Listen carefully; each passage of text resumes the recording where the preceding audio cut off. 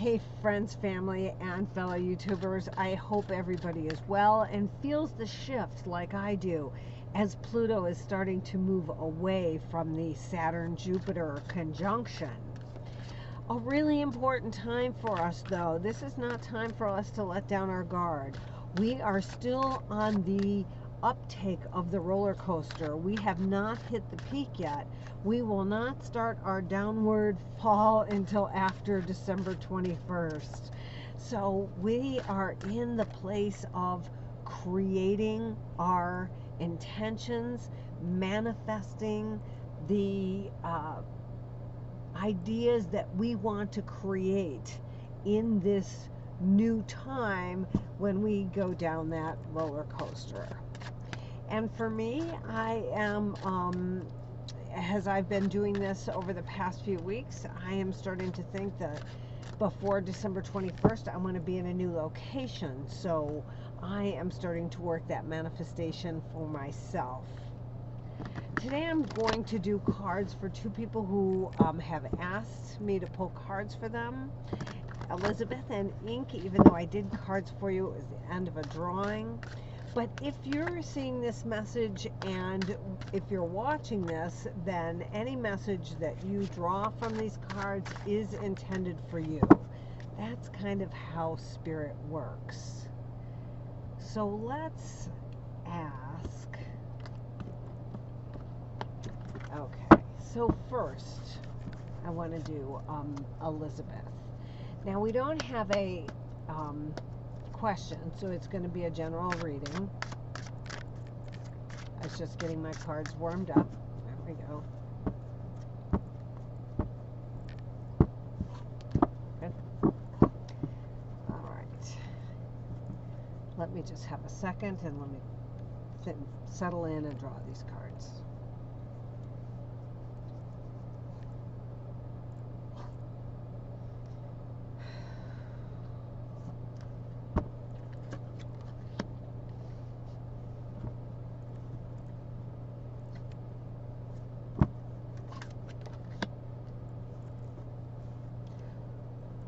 Those are powerful.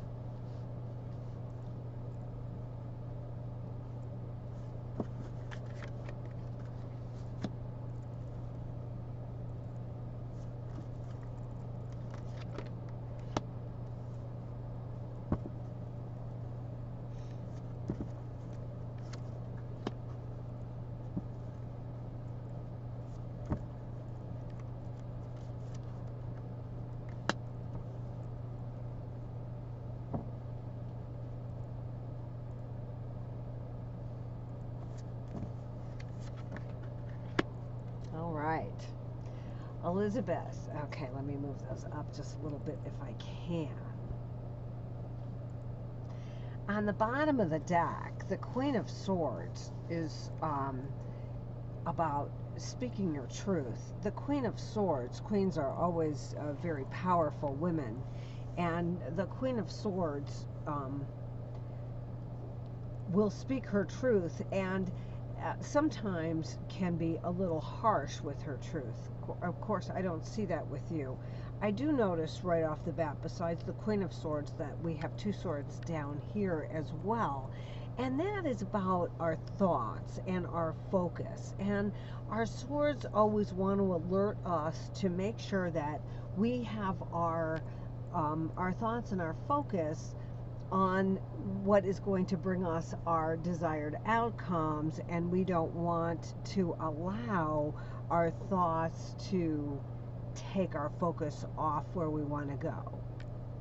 So right off the bat, the card I pulled for the situation, you know, for the querent, is the Devil card. And in this deck, the devil is a little bit different. The devil can, of course, be some kind of substance, but I think of the devil more as, you know, it can be any type of addiction, but I think of the devil often as self-deprivation, as self-doubt, as not knowing who we are. And in this particular deck, I think of the devil as connection with spirit. I think of the devil as the underworld, and not in the dark sense, but in the sense of otherworldly. And um, and the devil is crossed by the Hierophant.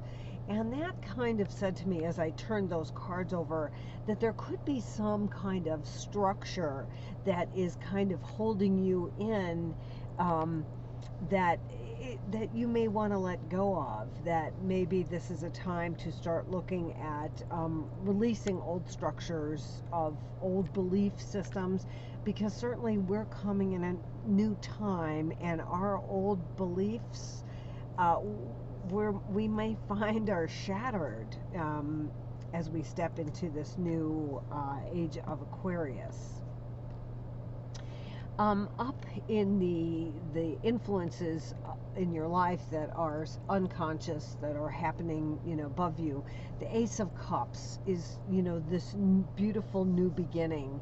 The aces are emotional new starts. It can be, sometimes in this deck, the Ace of Cups looks a little bit like the Tower. It can be a disruptive time, particularly with the Chariot reversed next to it, saying that there's something new that you're not wanting to give it a good start. You're really hesitant on stepping into this new emotion, and it could be the fear of any potential hurt that will come with it. I was just telling a friend of mine something that about children, that it's really important to teach children that failure is the way to success, because the only way we succeed is through failing, because if we don't fail, we're not trying, and if we're not trying, we'll never succeed.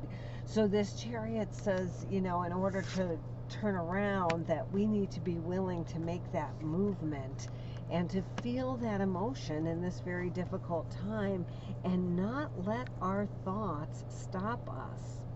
The Seven of Swords and the Nine of Swords reversed.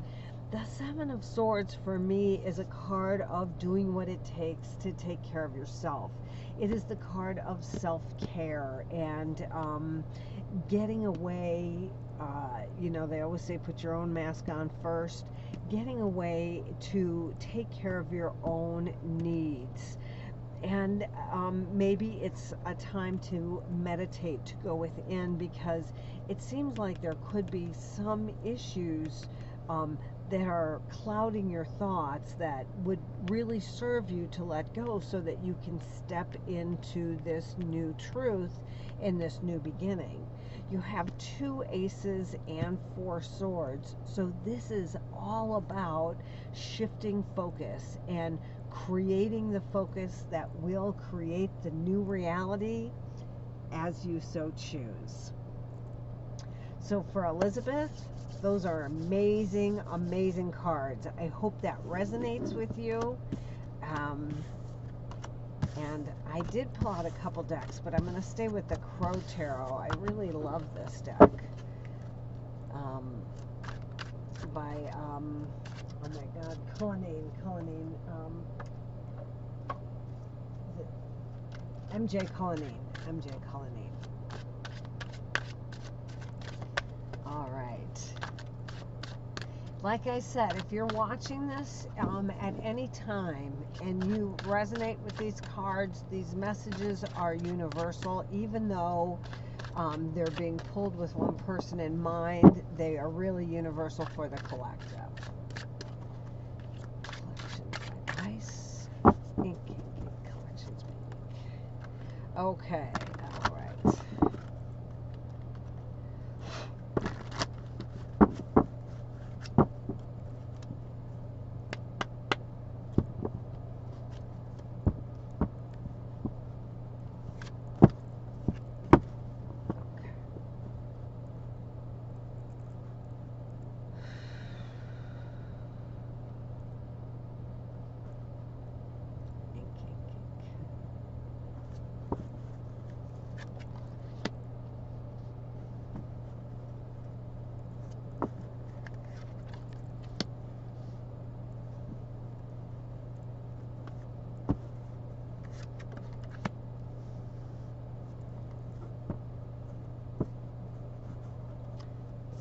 pages.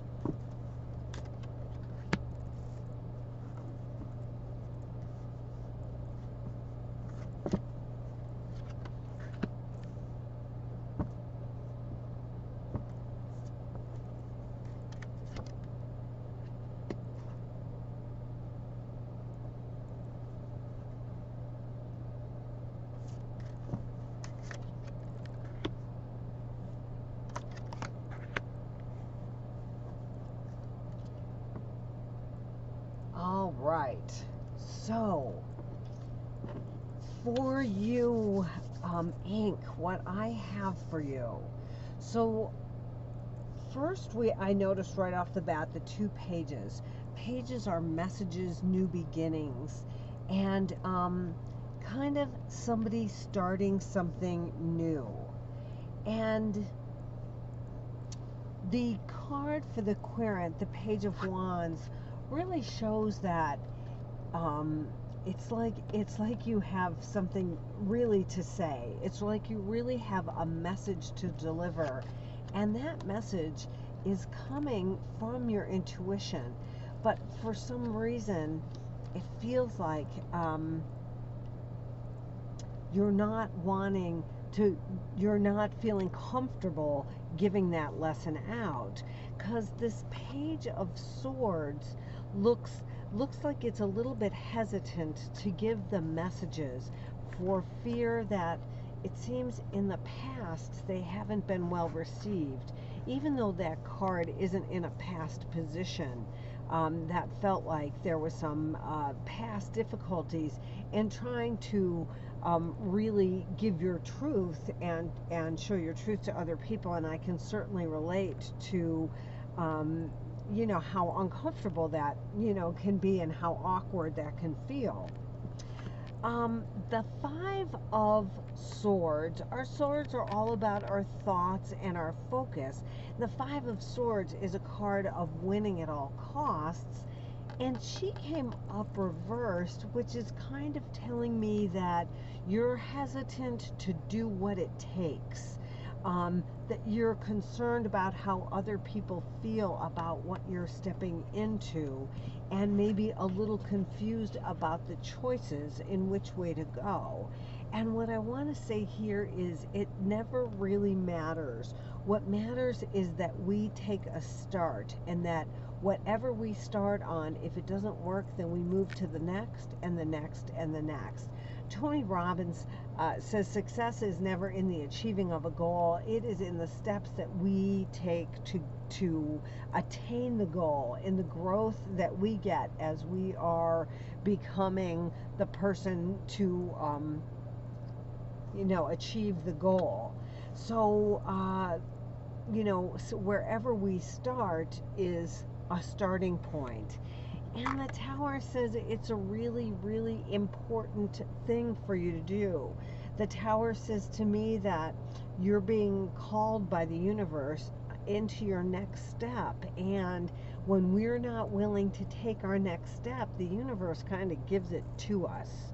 So it's really, really important at this time for you to be willing to step into that cup, into the decision of the 7 of Cups, and step forward with your messages in the Knight of Cups. And you're offering from your heart to others. The fish represents the loaves and the fishes, and as what you give to others, as you teach, that teaching exponentially grows through the other people sharing your teaching with someone else. And this Tower always really says this is an important time, and it's really key for you to take the next step so the universe doesn't have to push a step on you. The Tower is always a good warning to get moving. If you're hesitating and you see the Tower, don't hesitate. That means it's time to go. So for you, that is what I have, my friend. Collections by Ink.